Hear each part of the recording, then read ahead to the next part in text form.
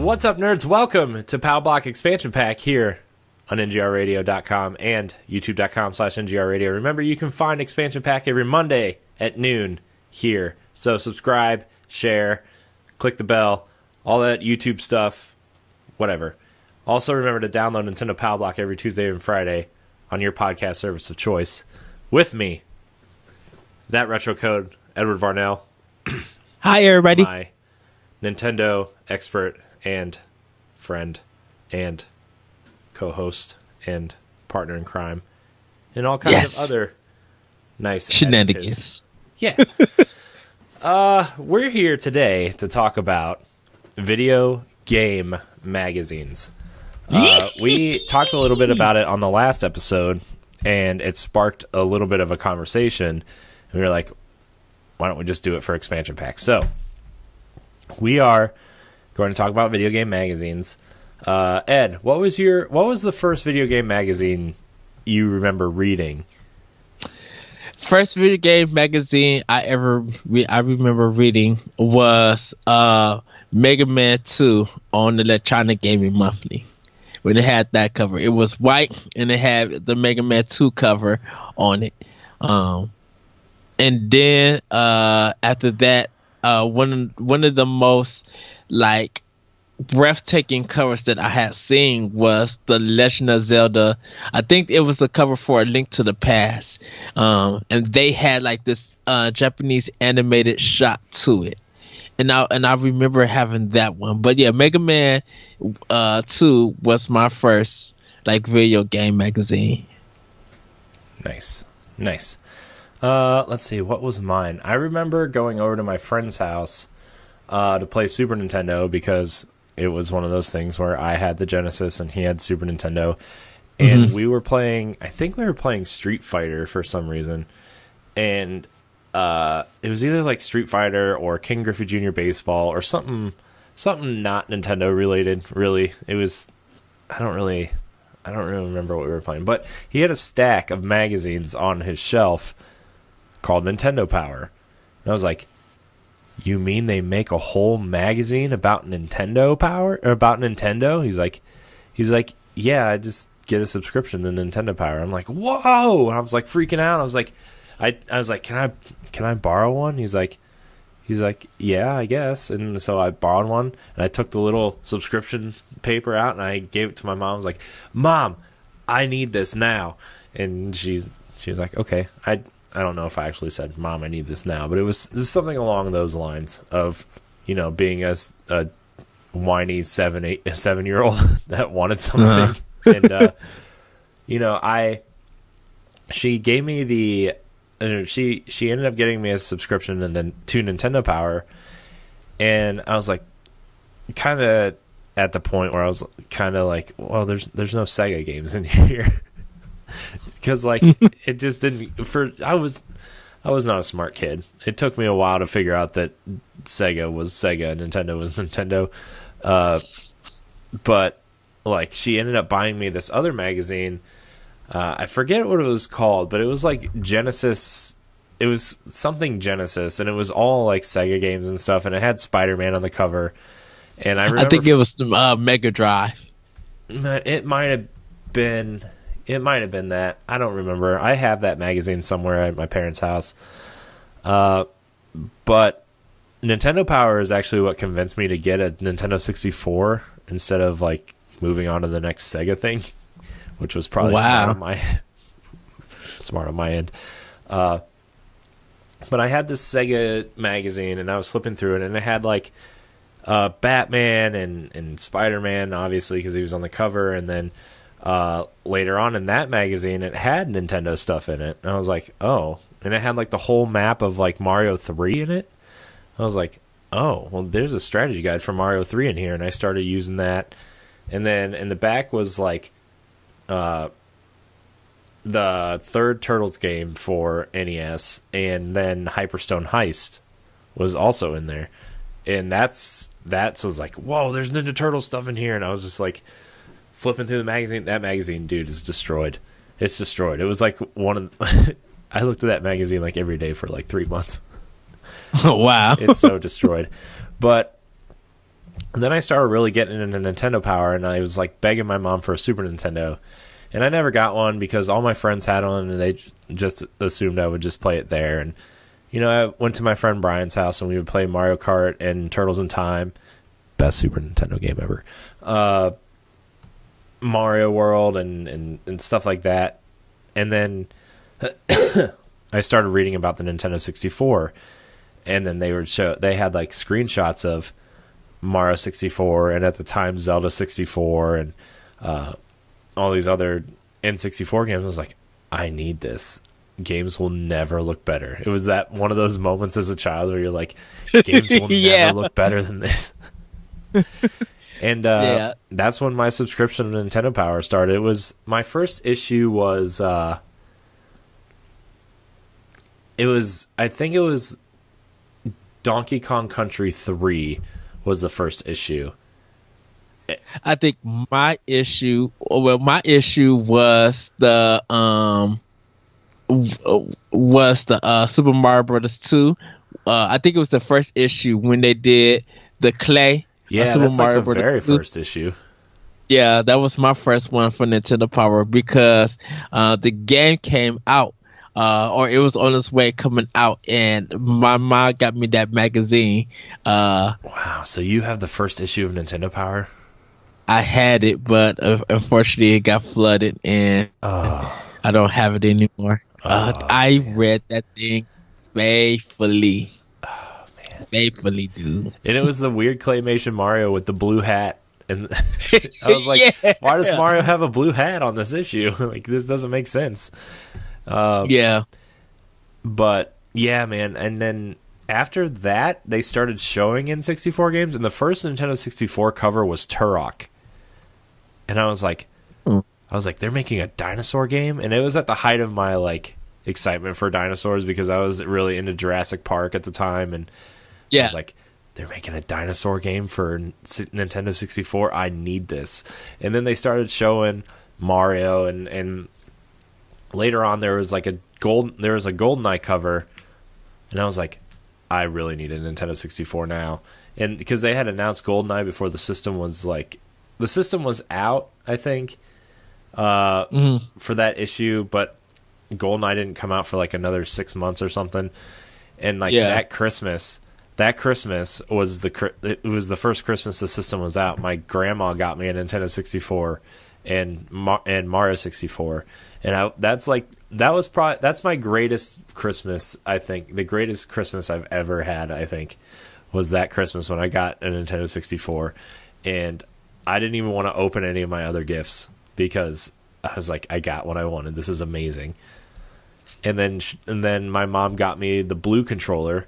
I was like, nice. I have a blue controller. I was like, I have a blue controller. I've always been stuck with the same color controllers, and now I have a blue controller. It was amazing. It was the best Christmas ever. I remember for Christmas at church, because I used to be an usher at church. We had our Christmas program, and all the heads of different departments were giving presents to the workers and stuff. So my mom at the time, she was in charge of the ushers and stuff for the kids, and she called us up and she gives us presents and stuff. And I walk back to my seat, and I'm kind of like, what did she give me? So while in church, while the service is going on, I open it up. In this GamePro, she got me a GamePro magazine with Captain Hook that was on the Sega CD, the Peter Pan game, and I almost busted out in tears. I was just like, she knows me so well, and then I was like, wait, how did she know about this? like she knew what my taste was, and I was literally happy.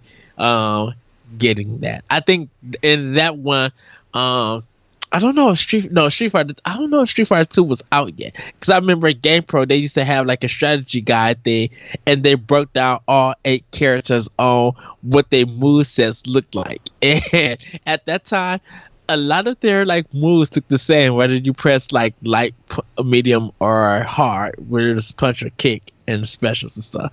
So I remember getting that and just being super happy as a kid. Like the way to shut me up was give me a video game magazine and go about your business. Yeah. Yeah. Yeah, man. I've read so many magazines. Then I started going to like I don't, there's a local grocery store around here called Mark's, and we started going there, and they had like I always thought like every game magazine was, if it wasn't Nintendo Power, it was like a fake game magazine. Yeah. When it really turns out that Nintendo Power was like the quote fake game magazine because it was produced by Nintendo and they only put the good stuff in there. Right. But not that Nintendo Power was bad, but that's just how like Nintendo Power was, you know. But as a kid growing up, you don't really know that. But then I started getting like game or EGM, I think was the next one I started getting. And then and then I traded a bunch of my Sega Genesis games in for Wayne Gretzky's 3D hockey for N64, and that's when I started subscribing to Game Informer. It wasn't GameStop at the time though. It was Babbage's. I went to Babbage's. Oh wow! Yes, there was like there in this area where we used to do all of our shopping. There was a Babbage's, a FuncoLand, and an EB Games. So all three of them were like here. And it's funny because all those ended up being acquired by GameStop, and then they all turned into GameStops. So yeah, and it's funny because the video game place I used to get my stuff was called Electronic Boutique, and they were the only ones that sold the 3DO, the Neo Geo, and everything like that. But when you went into the door, you see like the glass case, you see all the video game magazines right there. Like I didn't buy nothing from FuncoLand. And we didn't have an EB Games. I think we didn't have an EB Games until I think they took over FuncoLand's area. And now, yeah, like GameStop, like Game Informer, I didn't get until I actually became one of the members at GameStop when I got their cards. And I have just kept renewing the card and kept getting the magazines and stuff like that. And then I really like Game Informer.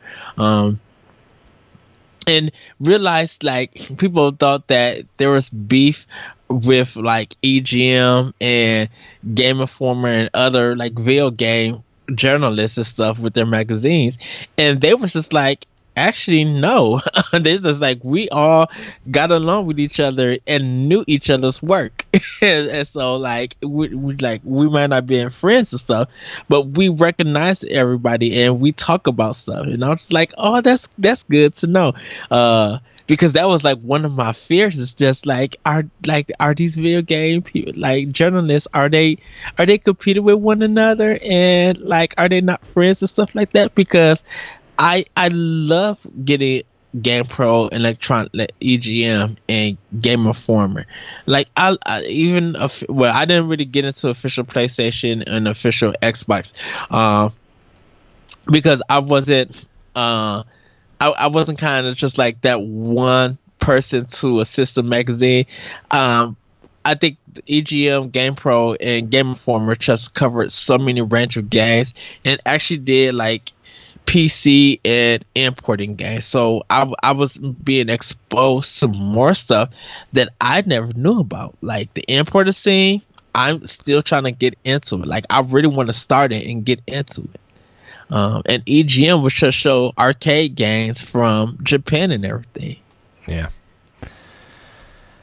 Yeah, it's man, dude, video game magazines. I'm looking at some of the stuff online. Like I typed in like on Google, I typed in video game magazines, and I was just like looking at all the different covers of everything. Yeah. And I remember like the big blue Electronic Gaming Monthly with the PS2 on the front. Yeah. Or do you remember the PS3 one that had the tomato on it? Yeah. That one was controversial. that was a good read though. One of my favorites is the half one where they had the GameCube and the Xbox, and they got the circle like connected together, and they were just saying which one you should get. Of course, I had to get GameCube. I was just like, yeah. Of course. And then like the Nintendo Power, when they it must have been the Ocarina of Time one because it was Adult Link on the cover, but like it was just this white cover with Link on the front, like real big, and then the Nintendo Power with Soul Calibur, the issue with Soul Calibur, and it just had like Link with the Soul Calibur people, and I was like, oh my gosh, this is amazing, this is so good. And let's see, what were some other really awesome video game covers? Oh, the more recent, like really recent ones, like well, not real recent, but like when Game Informer started changing their cover around, and they did like the Epic Mickey one was their first cover. Do you remember that one? Yes. With just like the concept art for Epic Mickey, and it's all like kind of like watercolory and just bold, and I was like, whoa, this is amazing. Like that's what really got me hyped for Epic Mickey, was that Game Informer cover. Same here. Reading the story about it, and I was just like, oh, this looks dark. I'm like, but I love it. It's coming to Wii. Like, yes, I had to have it. Sadly though, for me, my video game magazine collection is still going, but it has reverted to Edge magazine and Game Informer. Mm-hmm. You know, I only get Game Informer now, and it's not like I don't want any of those magazines. Just like 90% of these magazines just don't exist anymore, or they only exist as websites now, or they just got bought up by other people and then they just fizzled out. Like official Xbox magazine is probably going to fizzle out soon if it hasn't already. Whoa, excuse me.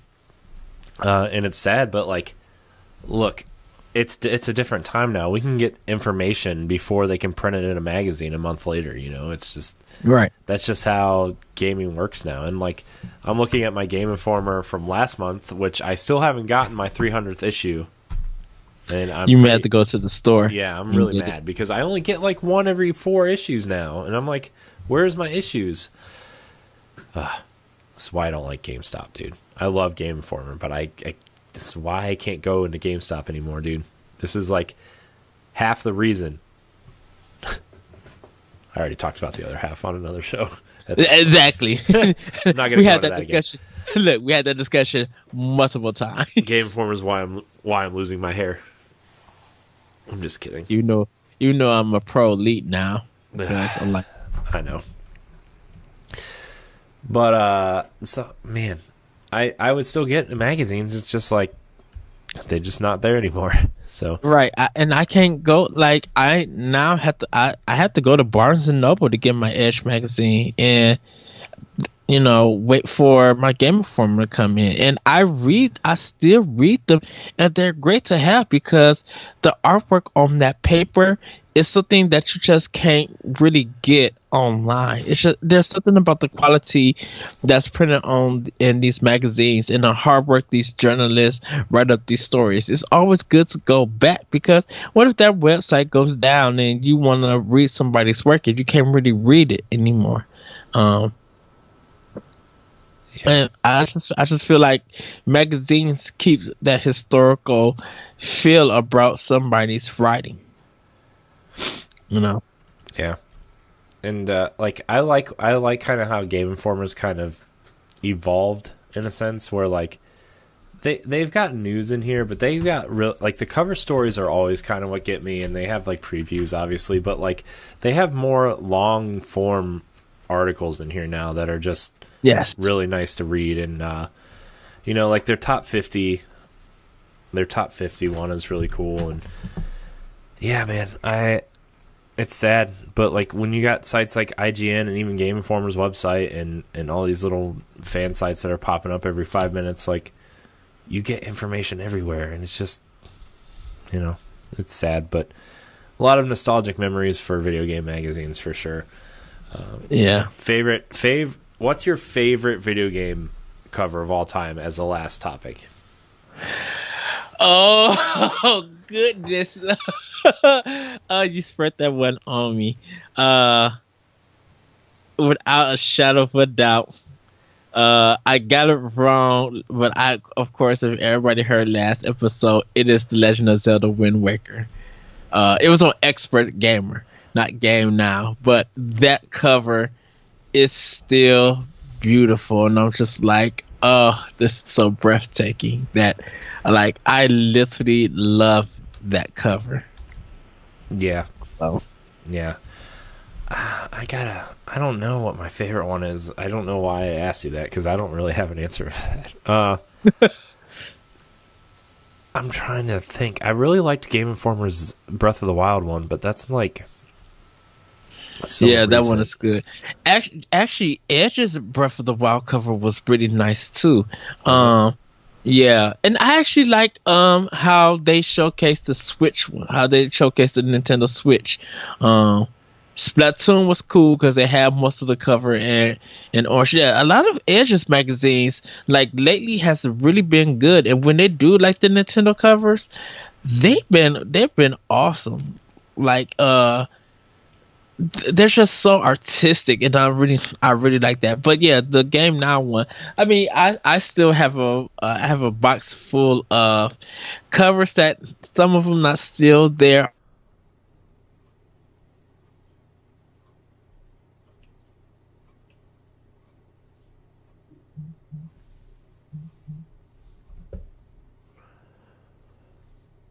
Ed?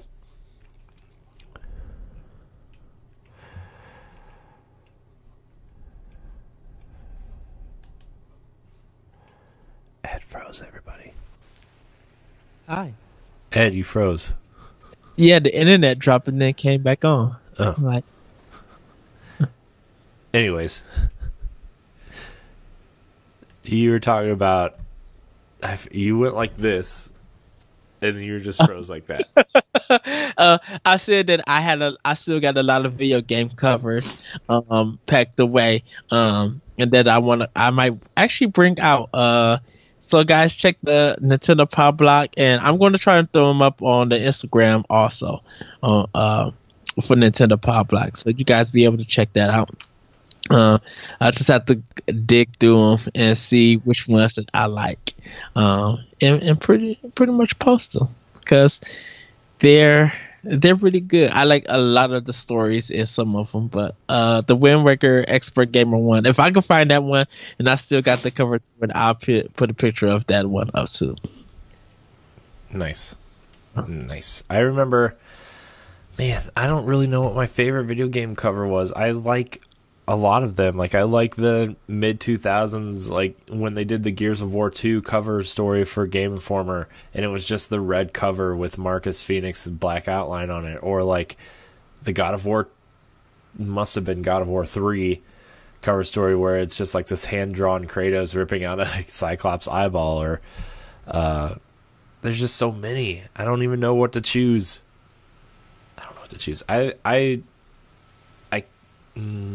There was a Final Fantasy X one that I really liked from Game Pro.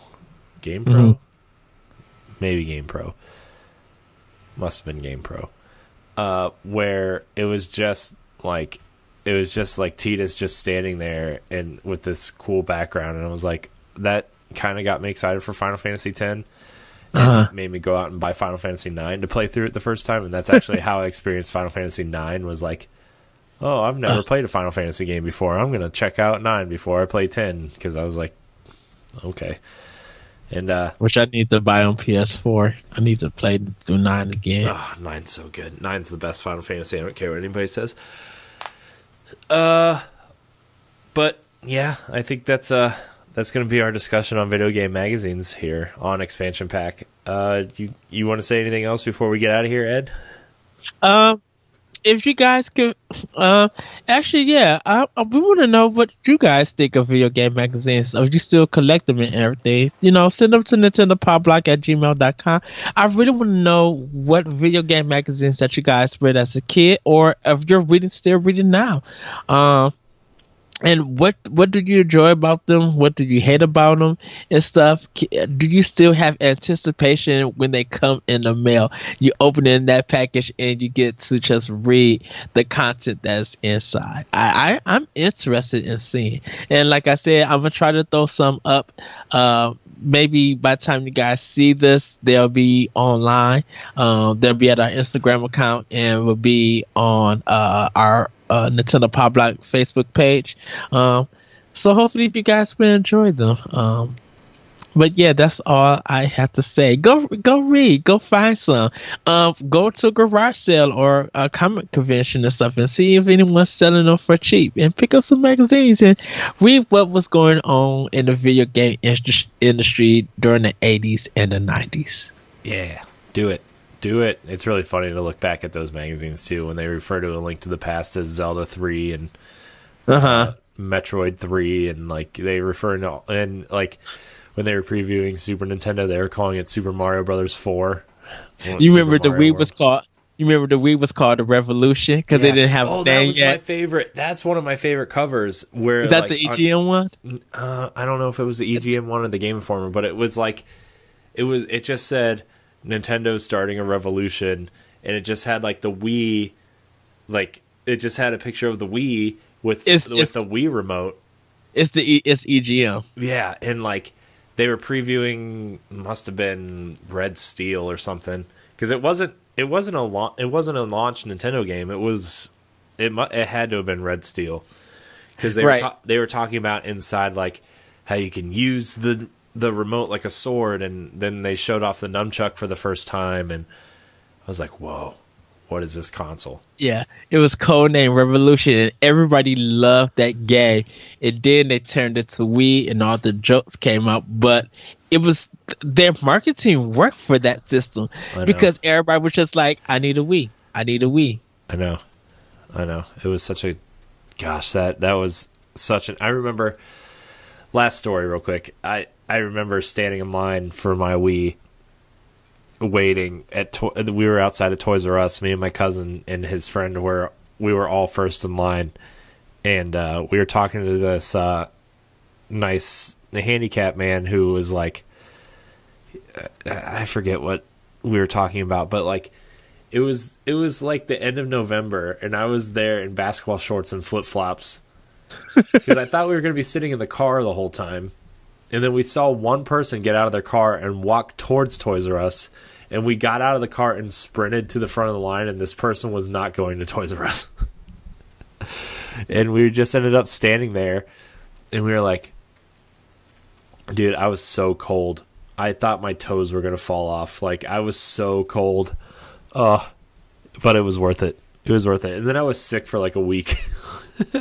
That was like the last time I think I got really sick was that time where, like, you know, I mean, sometimes I feel crappy and stuff, but that was the last time I was like sick to the point where like I had to lay in bed and like felt like vomiting and stuff, like that kind of sick. But yeah, it was worth it, dude. I got to play Zelda. It was worth it. I got to play Zelda. Yes. I got to play Wii Sports, and I played Red Steel for like 20 minutes. Because, spoilers, that game's not great. Cool idea, but not great. Red Steel 2 was way better. Yes. Red Steel 2 is cool, but that's a discussion for another day. So this has been an expansion pack. Remember, you can find it every Monday here on youtube.com/NGR Radio. Like, subscribe, and share. Download Nintendo Power Block every Tuesday and Friday. Also, our family of shows. Download those as well. Rate us, all that good stuff. And until next time, we love you.